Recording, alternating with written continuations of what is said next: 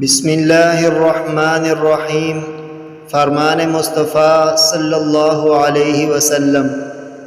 پیارے نبی کی پیاری حدیث سیدنا ابو ہریرہ رضی اللہ عنہ سے روایت ہے کہ رسول اللہ صلی اللہ علیہ وآلہ وسلم نے فرمایا، کوئی قوم ایسی مجلس میں نہیں بیٹھتی جس میں انہوں نے اللہ تعالیٰ کو یاد نہ کیا ہو مگر وہ ان پر نقصان کا باعث ہوگا۔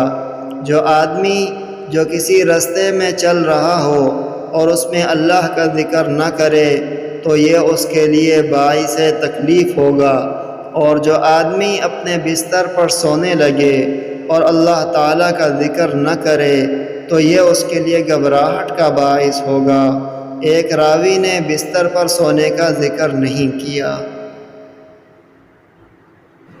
برائے مہربانی ویڈیو کو لائک اور چینل کو سبسکرائب کریں۔ جزاکم اللہ خیرا۔